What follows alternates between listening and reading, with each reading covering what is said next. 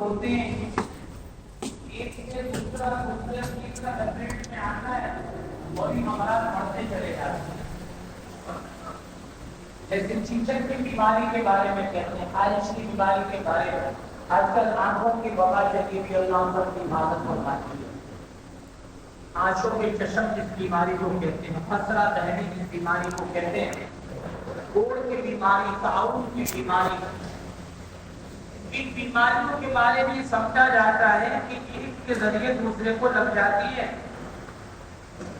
اور مریض کا کھانا پینا, رہنا سہنا, اوڑھنا بچھونا, برتن, ہر چیز الگ کر دی جاتی ہے, بلکہ اس کو چھوت اور منحوس سمجھا جاتا ہے. بچوں کو, بڑوں کو اس کے قریب جانے نہیں دیا جاتا کہ اس کے قریب نہیں جانا.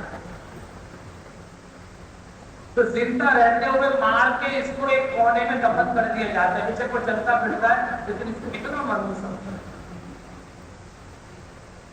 آپ صلی اللہ علیہ وسلم نے جب فرمایا لا عدوہ, ایک کی بیماری دوسرے کو نہیں لگتی, تو ایک دیہاتی نے کہا ہما تقول الابل, ہمارے ہاں تو ہم دیکھتے ہیں ہمارے 10 اونٹ صحیح سالم ہیں, ایک اونٹ کہیں اور کھڑا ہے, اس کو ہونٹوں سے خارش کی بیماری لگی یا دم سے خارش کی بیماری لگی, پورا جسم اس کا سرایت کر گیا.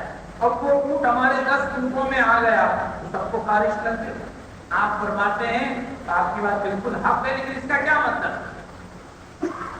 آپ صلی اللہ علیہ وسلم نے فرمایا دیہاتی سن لے, فمن اعدل اول, جس کو سب سے پہلے ہونٹ پہ بیماری لگی خارش کی, دم سے خارش شروع ہوئی, وہ کس نے لگایا؟ اس سے میں تو کسی کو خارش نہیں دکھا نہیں کی, تو اس کو اللہ نے لگایا. پھر کوئی بیماری اتنی طاقتور نہیں ہوتی کہ خود اڑ کے کسی کو لگ جائے. تھوڑا اور سمجھائیے. آپ صلی اللہ علیہ وسلم نے فرمایا کہ جب بندہ پیدا ہوتا ہے تو اللہ رب العزت اس کی عمر لکھ دیتا ہے, روزی لکھ لیتا ہے, اس کی جو راحتیں اور خوشیاں وہ لکھ لیتا ہے, بیماریاں اور مصیبتیں بھی لکھ لیتا ہے. کہ جو کچھ ہو رہا ہے تقدیر سے ہو رہا ہے, جو لکھا ہوا اس سے ہو رہا ہے. کہ ایک کی بیماری کے لگنے سے دوسرے کو نہیں لگتی. آپ علیہ السلام نے فرمایا. حکیم الامت مجدد الملت حضرت مولانا اشرف علی تھانوی قدس اللہ سے کہو, ابلاغ العوام میں لکھتے ہیں کہ وبائی امراض ہوتا ہے, کتنے لوگ ہوتے ہیں جن کو نہیں لگتا, ان کو بھی تو بیمار ہونا چاہیے. تو سب سے بڑی مثال ہمارے سامنے کورونا کی ہے. تو سب نہیں مر گئے, ہم سب زندہ تھے, سب کو کورونا لگ جاتا, تو سب کو نہیں لگا. یہ بیماری اللہ سے پوچھتی ہے, صحت اللہ سے پوچھتی ہے کہ اللہ میں اس کے پاس جاؤں, بیماری پوچھتی ہے, اللہ توفیق دیتا ہے, اللہ اجازت دیتا ہے, اس کا امر ہوتا ہے, اس کے بعد جا کے آدمی بیمار ہو جاتا ہے. تو مرض و صحت اللہ کے ہاتھ میں ہے, زندگی موت اللہ کے ہاتھ میں ہے, راحت و مصیبت کس کے ہاتھ میں؟ اللہ کے ہاتھ میں. ایک کی بیماری دوسرے کو نہیں لگتی. اس پر ہماری تفصیل سے بات ہو گئی. پھر 2 سوال. فرل من المجذوم کما تفر من الاسد, ایسے بھاگو جس کو کوڑ کی بیماری لگ جائے جیسے شیر سے بھاگتے ہو. ابھی تو آپ نے ایک کی بیماری دوسرے کو نہیں لگتی, ابھی آپ کہہ رہے بھاگ جاؤ, اس کے پاس نہیں بیٹھو. تو حضرات محدثین مختصر سے تم فرماتے ہیں کیونکہ لوگ ضعیف العقیدہ ہوتے ہیں, ضعیف الایمان ہوتے ہیں, ان کا اعتقاد بڑا کمزور ہوتا ہے, بوڑھا ہوتا ہے بوڑھا. اگر وہ کمزور ایمان والا چیچک کے مریض کے پاس بیٹھا یا کوڑ کے مریض کے پاس بیٹھا, جذامی کے پاس, اس کو جذام لگ گیا, اس کا ایمان خراب ہو گیا. کہ اللہ نے مجھے بیمار نہیں کیا, اس بندے نے مجھے بیمار کر دیا. وہ بیماری کہاں سے آتی ہے؟ وَإِذَا مَرِضْتُ فَهُوَ يَشْفِينِ, جب میں بیمار ہوتا ہوں بیماری مجھے اللہ کی طرف سے لگتی ہے. یشفین, تو شفا کون دیتا ہے؟ اللہ شفا دیتا ہے. تو اعتقاد کو مضبوط کرنے کے لیے ایمان اس کا بچ جائے، اس لیے فرمایا کہ جس کو جذام کی بیماری لگ جائے اس سے دور رہو۔ اور پچھلی جمعہ حدیث بھی پیش کی تھی، آپ صلی اللہ علیہ وسلم نے اخذ بید المجذوم ووضعها فی القصعۃ، مجذوم کا باقاعدہ ہاتھ پکڑ لیا، مجمع ڈر گیا، اس کو تو کوڑ کی بیماری، اس کو تو بھاگنا چاہیے، حضور نے اس کا ہاتھ پکڑا اور کھانے کا وقت تھا تو اس برتن میں اس کا ہاتھ رکھا اور پھر کل توکل ثقۃ باللہ وتوکلا علیہ، اللہ پر بھروسہ کر، اللہ رب العزت کی طرف سے جو کچھ ہو رہا ہے اس کی طرف سے ہو رہا ہے، آئندہ بھی اس کی طرف سے ہوگا، اور جو کچھ ہو چکا کس کی طرف سے ہو چکا؟ اللہ کی طرف سے۔ آپ نے خوب آرام سے پورا کھانا کھایا، کوئی آپ کو جذام کی بیماری نہیں لگی، تو عمل سے بتلایا کہ دیکھو میرا عقیدہ اللہ پر پختہ مضبوط ہے، تو میں جذامی کے ساتھ کھاؤں تو مجھے کچھ نہیں ہوگا۔ قول سے بتایا تم نہیں بیٹھنا کہ تمہارا ایمان کیا ہے؟ کمزور ہے۔ یہ بات ہوتی ہے ولا طیرۃ، اور چیزوں میں نحوست سمجھنا۔ نئی نویلی دلہن اگر صندوق کو تالا لگائے تو میرے گھر پہ تالا پڑ جاتا ہے۔ ایسے بہت ساری چیزوں کا میں نے آپ سے عرض کیا تھا کہ میں بیان کروں گا، پیش کروں گا جو ہمارے یہاں ہوتی ہے۔ زمانے جاہلیت میں کیا ہوتا تھا، وہ تیر رکھتے تھے، تیر سفر پہ جیسے شام جانا ہے یمن جانا ہے تو تیر نکالتے، تیر پہ لکھا ہوتا ہے نعم، انگریزی میں کہتے ہیں یس، اردو میں کہتے ہیں ہاں ہاں، تو پھر وہ چلے جاتے تھے، اور اگر اس میں ہوتا لا یعنی نو تو پھر وہ نہیں جاتے تھے، یا ہرن کو پکڑ کے جاتے، اگر وہ رائٹ پہ دوڑتا تو پھر سفر کر لیتے کہ صحیح سفر ہوگا، اور اگر لیفٹ کی طرف دوڑتا تو پھر وہ سفر نہیں کرتے تھے، جیسا نقصان ہو جائے۔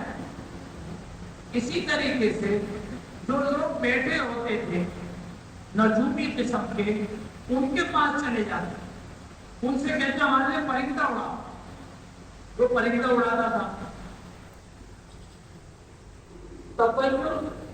اڑنے کو بھی کہتے ہیں، پرندوں کو بھی کہتے ہیں، پرندے کو بھی کہتے ہیں، اور اسی سے طائرہ ہے، جہاز کو بھی پرندہ کہتے ہیں، وہ اڑ کے جاتا ہے۔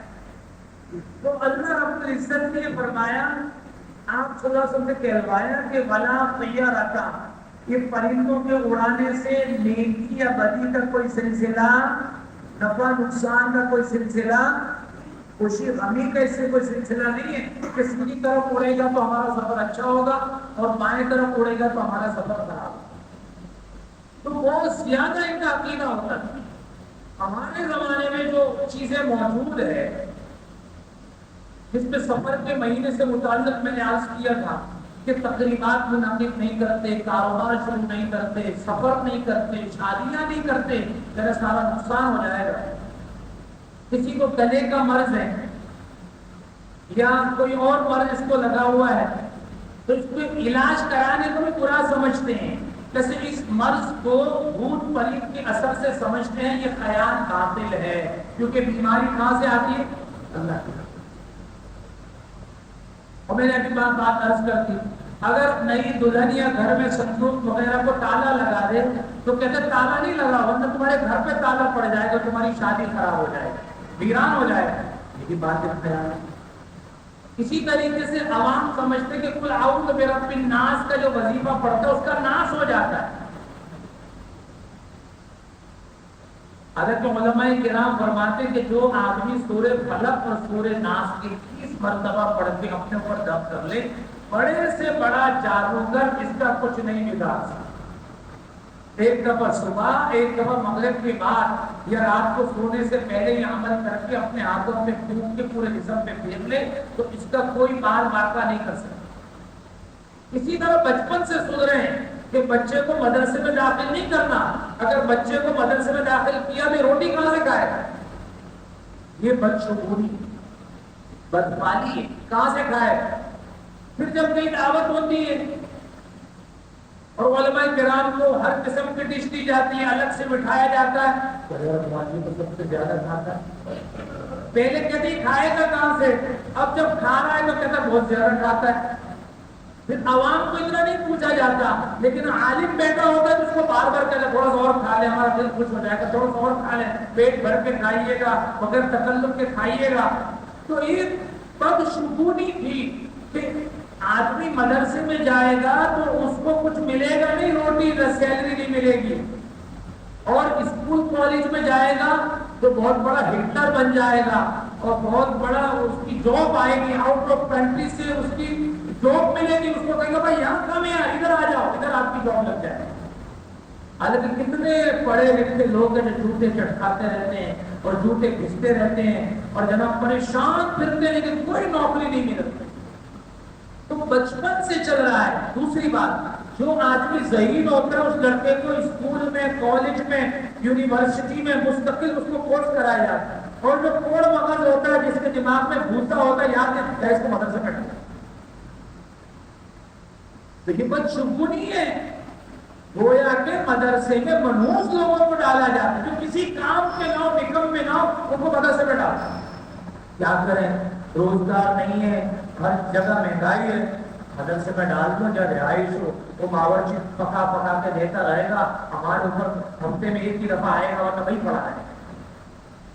تو یہ عقیدہ رکھنا، یہ بھی باطل عقیدہ ہے۔ مدارس اس کے لیے نہیں ہوتے، مدارس تو قلعے ہیں دین کے، اس کے ذریعے آدمی اسلام کی نشر و اشاعت کرتا ہے اور کفر کو زیر زمین میں پیبند کرتا ہے، اس کو دفناتا ہے۔ کیا وہ مقصد ہی بدل گیا؟ لیکن اس کو بدل سمجھو۔ بعض عورتیں جو کہتے ہیں دروازے کی چوکھٹ پر بیٹھ کر مت کھاؤ، اس سے آدمی مقروض ہو جاتا ہے، یہ ہمارے یہاں چلتا ہے۔ اور جو دروازے سے ہٹ جاؤ، وہاں نہیں بیٹھو گے، کیا ہو رہا ہے؟ یہ تو مقروض کی بات ختم ہو گئی، اس کی کوئی حقیقت نہیں۔ تو جہاں بیٹھ کے آدمی کھانا کھا سکتا ہے، پر لائٹ نہیں ہے یا روشنی نہیں آ رہی، دروازے کے قریب بیٹھ جائے تو کھانا کھا سکتے ہیں، دسترخوان پہ چڑھ۔ بعض کہتے ہیں کہ دروازے میں نہیں بیٹھو، کیا ہوا؟ کہہ رہے وہ آ رہے ہیں جا رہے ہیں۔ ہمیں کون آ رہا ہے جا رہا ہے؟ نہ میں نے دیکھا، نہ ہمارے ماں باپ دادے نے دیکھا کہ جنات آتے جاتے جو تمہیں لے کے چلے جائے۔ کیسے لے کے چلے جائیں گے بھائی؟ تو یہ بھی بدشگونی ہے، اس کی کوئی حقیقت نہیں ہے۔ دروازوں میں ہمارے افغانے بیٹھ کے نہیں دیتے، تو وہیں بیٹھنا چاہیے تاکہ یہ عقیدہ ختم ہو جائے۔ بعض عورتیں ایسی عورت کے پاس جانے سے، بیٹھنے سے روک لیتی ہے جس کے بچے اکثر مر جاتے ہیں۔ ہم نے پوچھا کیوں؟ کہ یہ مرد پیائی ہے، جس کو آج کل کہتے ہیں ڈائنگ ہے، ڈائنگ، کہ جو جائے گا اس کے بچے بھی مر جائیں گے۔ تو ایسا کچھ نہیں ہوتا، زندگی موت کہاں سے آ رہی ہے؟ اللہ کی طرف۔ بعض لوگ یہ کہتے ہیں کہ ہر آدمی کے اوپر، اس کی عمر کا تیسرا سال بڑا بھاری ہوتا ہے، پھر 8واں سال، پھر 13واں سال، پھر 18واں، پھر 30واں، پھر 38واں سال بھاری ہوتا ہے۔ تو بھاری کچھ نہیں ہوتا، آدمی کے گناہ بھاری ہوتے ہیں، اللہ کی نافرمانی، اللہ رب العزت کی بغاوت، اس کے احکامات کے سامنے سینہ کر کے کھڑے ہو جانا، اس کے ذریعے آدمی کے اندر پریشانی پیدا ہوتی ہے۔ عمر کا تیسرا، 30واں، 18واں، اس سے کیا لینا ہے؟ یہ باتیں لمبی ہے۔ اکثر عوام سمجھتے کہ کتے کے بھونکنے سے کوئی وبائی بیماری آنے والی ہے، تو کتا تو شیطان کو دیکھ کے، گدھا شیطان کو دیکھ کے بھونکتا ہے، وہ کسی وبائی امراض کو لانے کا اس کے ہاتھ میں اختیار نہیں ہے۔ بیماری کہاں سے آتی ہے؟ ایک مشہور بات ہے، کسی گھر میں اگر لڑائی کرانی منظور ہو تو چوہے کی نسل کا کوئی جانور کا کانٹا رکھو، چوہے کی نسل کا کانٹا رکھو، جب تک وہ رہے گا اہل خانہ لڑتے رہیں گے۔ یہ بھی غلط، اس کے ذریعے لڑائی نہیں ہوتی۔ جو اللہ میں دستور ہے کہ جب کوئی سفر پہ جاتا ہے تو عورتیں کہتے ہیں جھاڑو نہ دو، بھلا ابھی سفر پہ گیا ہے، مطلب جیسے جھاڑو کے ذریعے کچرے کو باہر کر دیا، اب یہ بھی ہمیشہ کے لیے باہر ہو جائے، اس کی بھی کوئی حقیقت نہیں ہے۔ اسی طریقے سے جب اولے پڑتے ہیں، بارش ہوتی ہے تو کیا پڑتے ہیں؟ اولے برستے ہیں، تو موسم کو سیاہ کر کے پھینک دیا جاتا ہے، پھر اس کے ذریعے اولے بند ہو جاتے ہیں۔ یہ بارش کا برسنا، اولوں کا برسنا کس کی طرف سے ہوتا ہے بھائی؟ اللہ کی طرف سے ہوتا ہے۔ اسی طریقے سے خرمن کا جو ڈھیر ہوتا ہے، گلے کا جو ڈھیر ہوتا ہے، جس سے بھوسا الگ نہ کیا گیا ہو، پھر ہاتھ دھو کر کھانا نہیں چاہیے، ورنہ ہاتھ مطلب بغیر ہاتھ دھوئے کھا لو، عجیب بات ہے کہ ورنہ خرمن سے، اس غلے سے ہی تم ہاتھ دھو بیٹھو، یہ بھی غلط ہے۔ مشہور یہ ہے کہ عورت حالت حیض میں یا حمل میں فوت ہو جائے تو بہت سارے پہلے قبر میں پتھر ڈال دو، اس کے بعد دفن کرو۔ نے پوچھا کیوں؟ جب وہ ڈائن ہوتی ہے، جو بھی اس کی قبر کے پاس جائے گا اس کو کھا جائے گا۔ یہ شرک ہے، کیونکہ وہ تو مر گئی ہے، وہ کیسے آپ کو مارے گی بھائی؟ اللہ لا الہ الا هو الحی القیوم لا تأخذہ سنۃ ولا نوم۔ اللہ رب العزت کے ہاتھ میں زندگی ہے، اللہ کے ہاتھ میں موت ہے، نہ اس کو اونگ آتی ہے نہ نیند آتی ہے، اور وہ زندہ ہے۔ اور زندگی کس کے ہاتھ میں؟ اللہ کے ہاتھ۔ موت بھی اللہ کے ہاتھ میں۔ اللہ یتوفی الانفس حین موتها والتي لم تمت في منامها فيمسك التي قضى عليها الموت ويرسل الاخرى۔ جب آدمی سو رہا ہوتا ہے تو اللہ پاک فرماتا ہے اسرائیل کی ضرورت نہیں ہے، میں براہ راست بھی جس کی روح قبض کرنا چاہتا ہوں پھر آسمان سے اس کی روح کو چھوڑتا نہیں۔ جب ہم سو جاتے ہیں تو ہماری ایک روح کا ایک سلسلہ آسمان پہ چلا جاتا ہے۔ جب صبح اٹھنے کی کوشش کرتے ہیں، اگر فوراً اٹھ کے چلنا شروع کرتے تو نیچے گر جاتے ہیں، کیونکہ ابھی آئی نہیں ہوتی پوری روح ہمارے اندر، اور ہم چلیں گے تو سارے نیچے گریں گے، کئی لوگوں کو چوٹ لگ جاتی ہے۔ اس لیے کہتے ہیں جب آدمی رات کو آنکھ کھلے تو پہلے اچھی طرح لیٹے لیٹے دیکھے، دعائیں پڑھے، الحمدللہ الذی احیانا بعدما اماتنا والیہ۔ اٹھتے ہی موبائل نہیں تلاش کرے کیا میسج آیا ہے، نہیں بھائی اس میں کیا ضرورت، مر جائیں گے موبائل نہیں رہ جائے۔ کلمہ پڑھے، آنکھوں میں ملے، یہ سنت ہے، ویسے اٹھ کے نہیں چلنا، پھر اٹھ کے بیٹھے،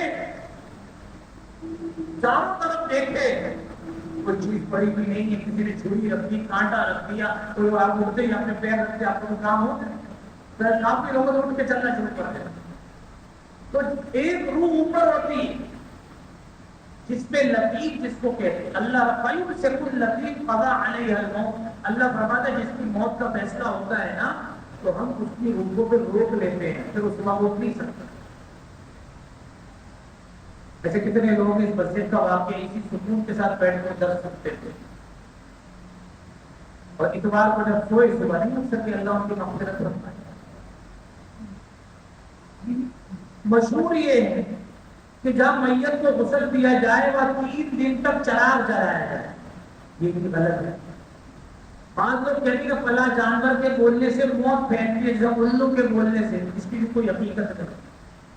مرد کی بائیں آنکھ عورت کی دائیں آنکھ پھڑکے تو کوئی مصیبت یا رنج آنے والی ہوتی ہے، اور اس کے الٹ اگر مرد کی دائیں یعنی رائٹ، عورت کی بائیں لیفٹ آئیز اگر پھڑکے تو اس سے خوشی پیش آتی ہے، اس کی بھی کوئی میرے دوستو حقیقت نہیں۔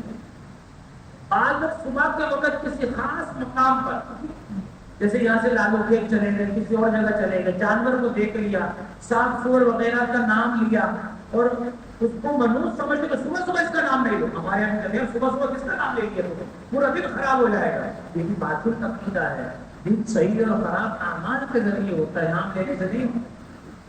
بعض لوگ کسی خاص دن کو یا خاص وقت میں سفر کرنے کو اچھا یا برا سمجھتے ہیں، یہ کفار یا نجومیوں کا عقیدہ ہے، مسلمانوں کو اس سے بچنا چاہیے۔ اکثر لوگ یہ کہتے ہیں کہ ہتھیلی پہ خارش ہوئی ہے، اب کہیں سے مال ملنے والا ہے، تو ہتھیلی کی خارش کا مال سے کوئی تعلق نہیں ہے، یا تلوے میں خارش ہوتی ہے یا جوتے پر جوتا چڑھ جاتا ہے تو کہتے ہیں سفر درپیش ہے، تو کوئی جوتا الٹا ہو جائے نا، سیدھا جوتا سیدھا تو کیا ضرورت ہے سیدھا کریں، یہاں بڑا ہوتا ہے کہ ویسے جوتے کو ترتیب سے رکھنا چاہیے، لیکن جوتا الٹ جائے تو تیرا ہماری تقدیر الٹ جائے گی، یہ عقیدہ باطل ہے، پھر وہاں جوتا سیدھا کرو ہی تاکہ کا عقیدہ ٹھیک ہو جائے۔ اسی طریقے سے اچھی سی گاڑی لیں گے، چھوٹا سا جوتا لٹکا دیں گے پیچھے، رکشے کے پیچھے ٹانگ دیں گے، وہ لٹکتا رہے گا، کیا ہوگا اس سے نظر نہیں لگتی، ورنہ ہمارا ایکسیڈنٹ ہو جائے تو نقصان ہوگا۔ میرے دوست اس کی کوئی حقیقت نہیں، ان چیزوں کو نکالنا چاہیے۔ بعض عورتیں مکان کی منڈیر پر جب کوے آ جاتا ہے، جیسے اب کوئی مہمان آنے والا ہے تو اس کے ذریعے مہمان کو بولتے ہیں، اس کا مہمان سے کووں کا کوئی تعلق نہیں ہے، کووں کا جہاں دل کرتا ہے وہ کائیں کائیں کرتے ہیں، لوگوں کا دماغ خراب کرتے ہیں۔ اکثر عوام یہ سمجھتی ہے کہ روئی کے مارنے سے ہوکا ہو جاتا ہے، روئی ہے نا، روئی اس کو روئی کہتے ہیں، بہت زیادہ کسی کو مارا جائے تو وہ آدمی بھوکا ہو جاتا ہے، اور وہ ایسا بھوکا ہو جاتا ہے، کھاتا چلا جاتا ہے، کھاتا چلا جاتا ہے لیکن پیٹ اس کا نہیں بھرتا. تو میرے دوستوں اس کا تعلق بھوکے ہونے سے نہیں. اسی طریقے سے کسی دوسرے کو ہاتھ سے اگر جھاڑو لگ جائے تو جھاڑو لگا دیا, جھگڑے کرنے کے لیے کھڑے ہو جاتے ہیں, مطلب سمجھتے کہ میرا بڑا نقصان ہو جائے گا, اب میری زندگی کو میری روزگار کو جھاڑو لگ جائے گا. میرے دوستوں جھاڑو کا اس سے کوئی تعلق نہیں. اب جا کے کنویں میں نمک ڈالوں جس سے تیرے منہ پر چھائیاں پڑ جائیں گے, تو کنویں کے نمک کا تیرے منہ کے دانوں سے کیا تعلق؟ بات کا خیال ہے کہ جھاڑو مارنے سے جس کے جھاڑو ماری جاتی ہے اس کا بدن سوکھ جاتا ہے, جیسا جھاڑو پر پھونک دینا چاہیے. تو جھاڑو پہ پھونک کرے یہاں پر وہاں پھونکار کر رہے ہیں. آج لوگوں کے رواج ہے جب کوئی آدمی کہیں جا رہا تو اس کو پیچھے سے نہیں بلایا ہے, اگر بلا لیا تو لڑائی پہ تیار ہو, مجھے پیچھے سے آواز کیوں دی, اب میرا کام خراب ہوگا جب میں جا رہا تھا. اس کی کوئی حقیقت نہیں. بات عورتیں چکی کا ہاتھا اگر چھوٹ جائے تو مطلب مہمان آنے والا, جب بھی ہاتھا میرے ہاتھ سے گر گیا. آج عورتیں سمجھتی ہیں کہ صحت کے اتارنے سے جب آٹا اڑنے لگتا ہے تو اس سے بھی مہمان آتا ہے, اس کا بھی کوئی اس سے کوئی تعلق نہیں. مرغا اذان دے تو تیرے فوراً سوار کرتا. حالانکہ حدیث شریف میں ہے کہ جب فرشتے کو مرغا دیکھتا ہے تو کیا کرتا ہے, اور گدھا جب شیطان کو دیکھتا ہے تو آوازیں نکلتا ہے, لا حول ولا قوت الا باللہ پڑھنا, اور ماشاء اللہ سبحان اللہ پڑھنا چاہیے جب مرغا اذان دے رہے ہیں. لوگوں میں مشہور ہے شام کے وقت اگر مرغی اذان دے دے تو اس کو فوراً ذبح کر دیا جائے, کیونکہ اس سے وبا پھیلتی ہے. وہ وبا تو تیرا غلط عقیدہ ہے, اس عقیدے کو ذبح کر دے بھائی, مرغی کا کیا لینا دینا. اگر مریض کے لیے دو آدمی حکیم کے بلائے جانے پر دو اکٹھے مریض ڈاکٹر کے پاس چلے جائیں تو اب کہتے اب یہ دونوں میں سے کوئی بھی صحیح نہیں ہوگا, اکٹھے کیوں چلے گا, اس سے کیا ہو.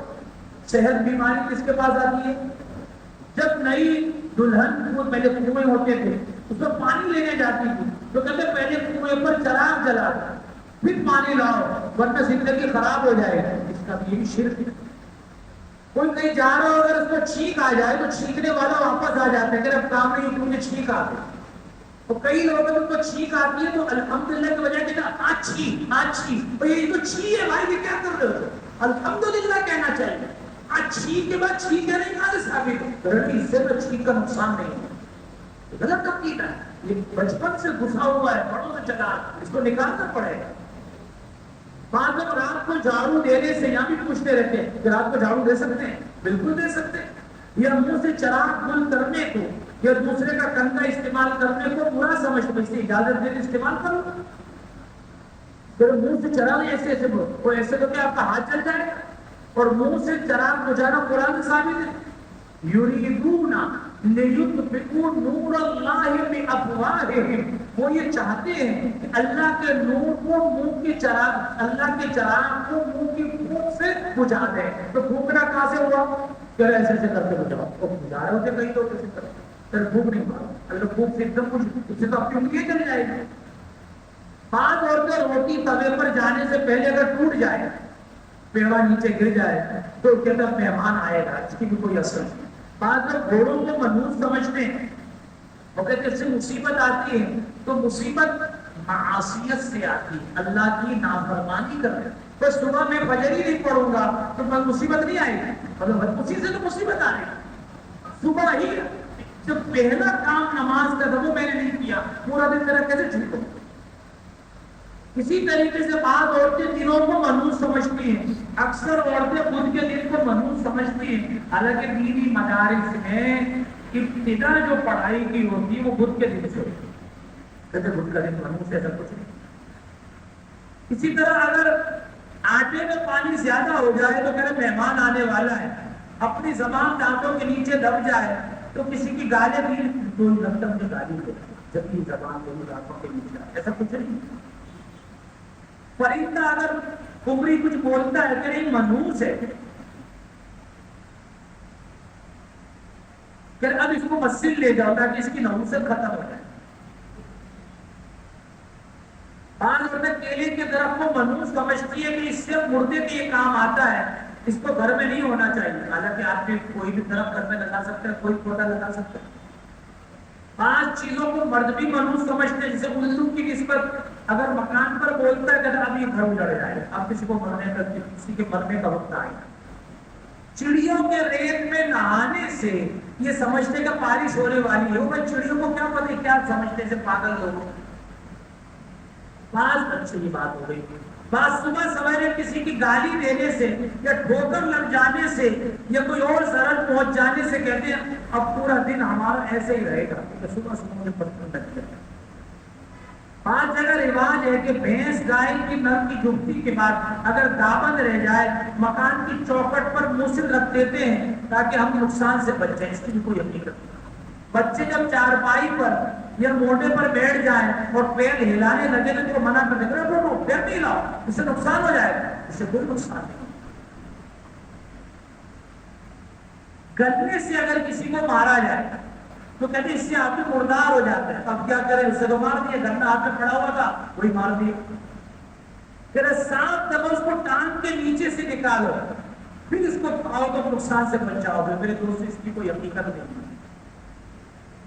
سروٹے سے اگر کسی کو پیٹا جائے تو سوکھ جاتا ہے، اس کی کوئی حقیقت نہیں ہے۔ چارپائی پر بیٹھ کر پیر پھیلانے والا مقروض ہو جاتا ہے، اس کی کوئی حقیقت نہیں ہے۔ بستر کو جھاڑو سے صاف کیا جائے تو گھر کا ہی صفایا ہو جاتا ہے، اس کی کوئی حقیقت نہیں ہے۔ بعض لوگ عصر کے بعد جھاڑو دینے کو برا سمجھتے ہیں، جب کچرا ہو جھاڑو لگا لینا چاہیے۔ بعض طلبا کو کسی نے بتایا فاتح سب تو جب ہفتے کا دن آئے تو زمانہ ہی بہت ہو جاتا ہے، اس کی کوئی حقیقت نہیں ہے۔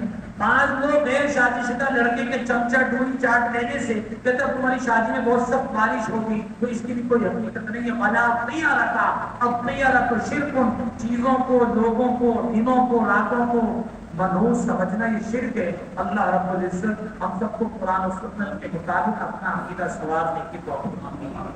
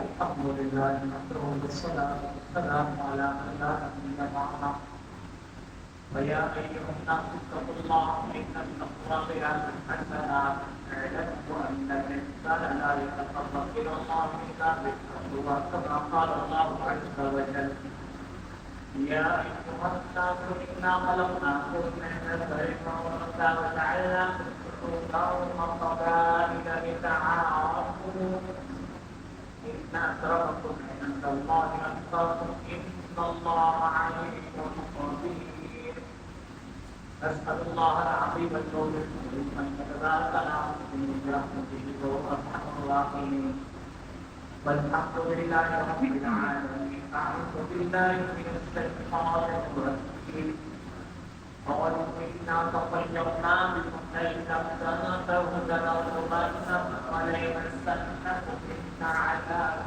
أليم قالوا طائركم معكم أين كنتم بل أنتم قوم مسرفون بارك الله لنا ولكم في القرآن العظيم ونفعنا وإياكم بالآيات والذكر الحكيم إنه تعالى جبار كريم ملك بر رؤوف رحيم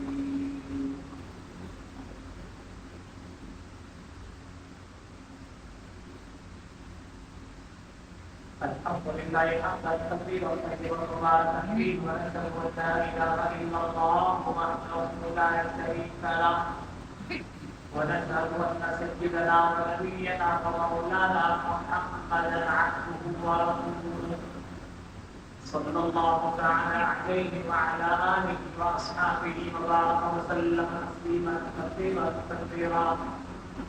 أما بعد وقال النبي صلى الله عليه وسلم أرحم أمتي بأمتي أبو بكر رضي الله تعالى عنه وأشدهم في أمرنا عمر رضي الله تعالى عنه وأصبح حياة عثمان رضي الله تعالى عنه وعمر علي رضي الله تعالى عنه وفاطمة رضي الله تعالى عنها سيدة النساء عليه الجنة وعلى سائر بنات رسول الله صلى الله عليه وسلم زينب ورقية وأم كلثوم رضوان الله تعالى عليهم أجمعين سيدنا شباب أهل الجنة الحسن والحسين رضي الله تعالى عنهما وحمزة أسد الله وأسد رسوله اللهم اغفر للعباس ولده مغفرة ظاهرة وباطنة لا تغادر ذنبا اللهم أصحابي لا تتخذ الطيبا ومن أحبهم بحبي أحبهم ومن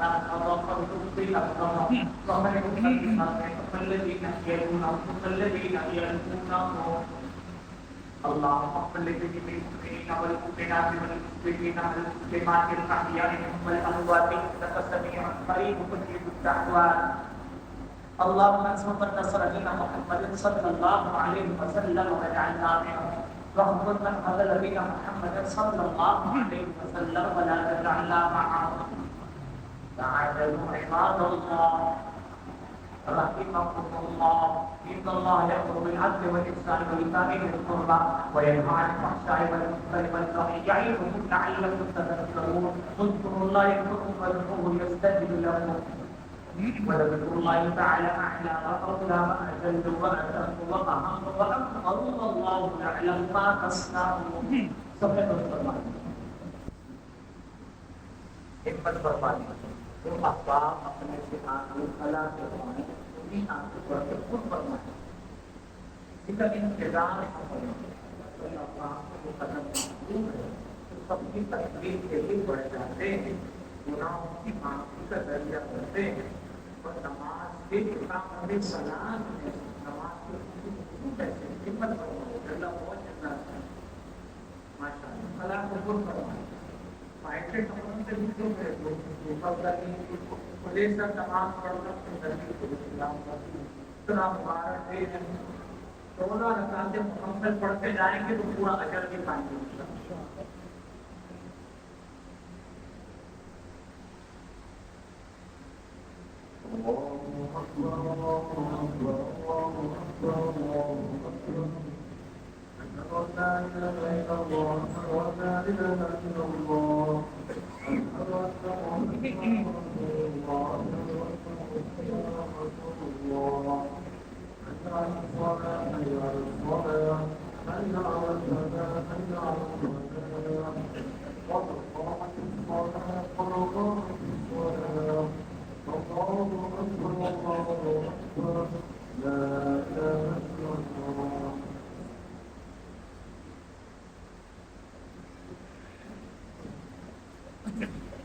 Allah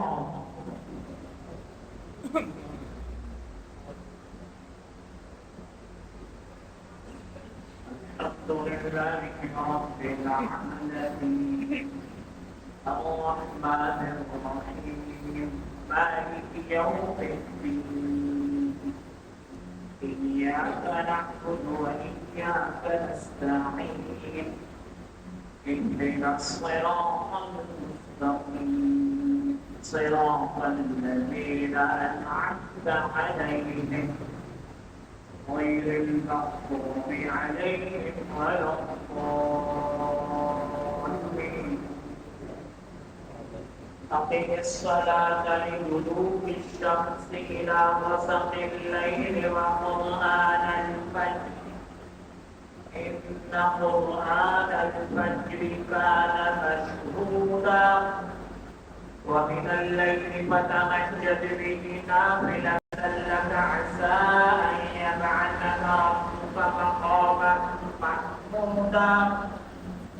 وقل رب ادخلني مدخل صدق واخرجني مخرج صدق واجعل لي من لدنك سلطانا نصيرا وقل جاء الحق وزهق الباطل إن الباطل كان زهوقا. الله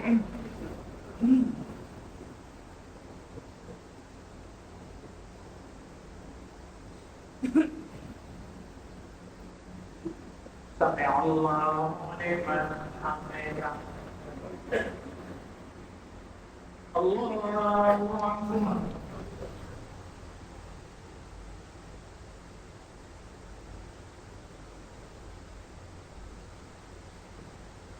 الله أكبر.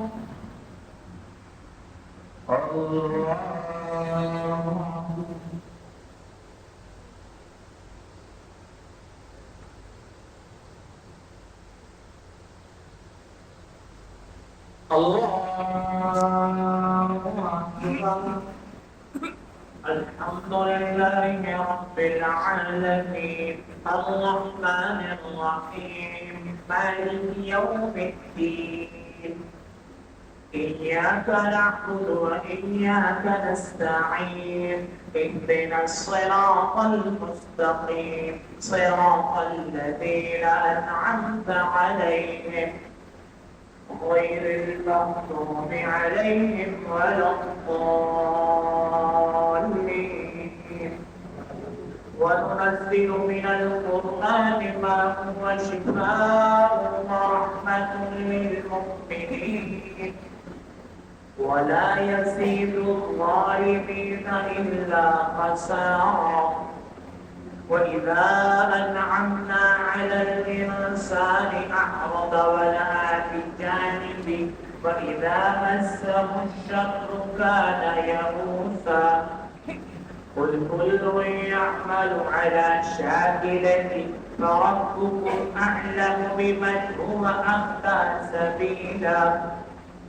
ويسألونك عن الروح قل الروح من أمر ربي وما أوتيتم من العلم إلا قليلا. الله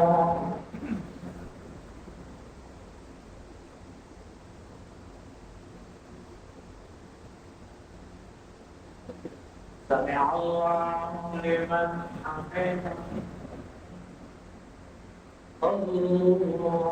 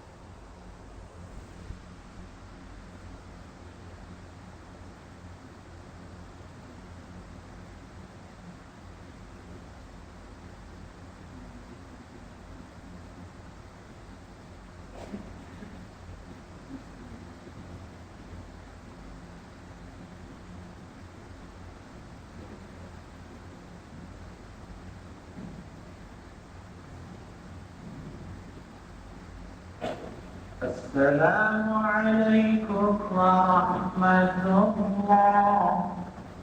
السلام عليكم ورحمة الله.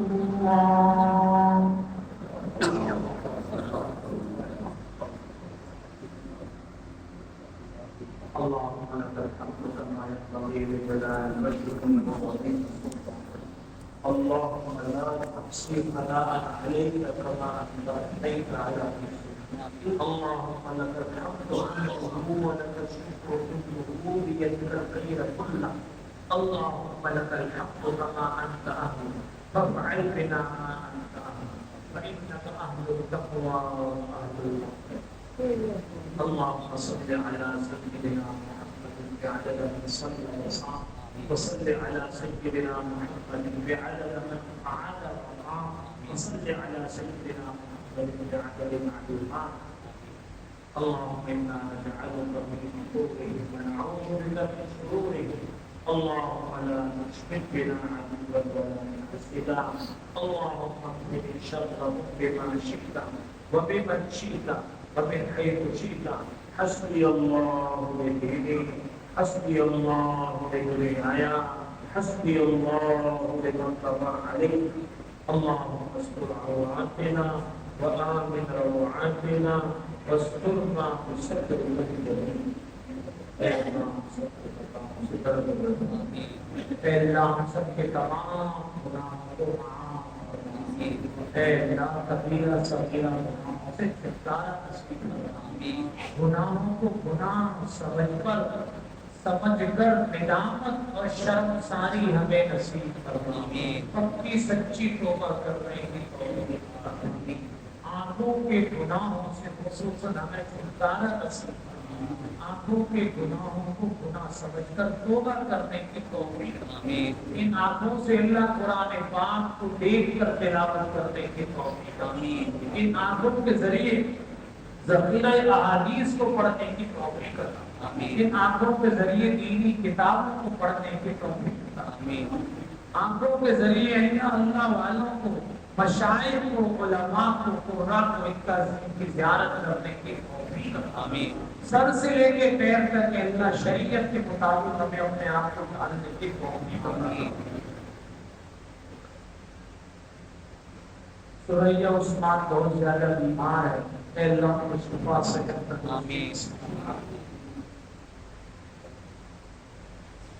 افشین عقیل کو بھی اللہ شفا سے سید رضوان علی مالی طور پر بہت پریشان ہیں. اے اللہ کو برکت والا روزگار نصیب. ہم جتنے آپ اٹھانے والے ہیں اے اللہ ہم سب آپ کے در کے فقیر ہیں. اے اللہ ہماری خالی روزیوں کو لبریز فرما. برکت والا حلال روزگار ہم سب کو نصیب فرما. مہنگائی کی لعنت اور عذاب کو اے اللہ دور فرما. اے اللہ سستائی پاکستان کراچی کے لیے آسان فرما. اچھے حکمران، اچھی سیادت، نیک قیادت ہمیں نصیب فرما. شہناز بیگم اعجاز عباس کی حال بال مغفرت فرما. نصیب بانو کے اللہ مغفرت فرما. بس آج صاحب کا کچھ مہینہ پہلے انتقال ہوا. اللہ کی حال بال مغفرت فرما. قبر کو جنت الفردوس فرما.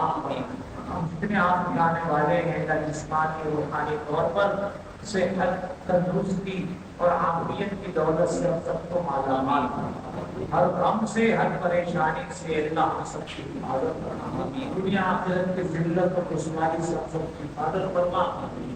اللہ جب تک زندہ رہے آزاد کی سلامتی ہمیں نصیب فرما.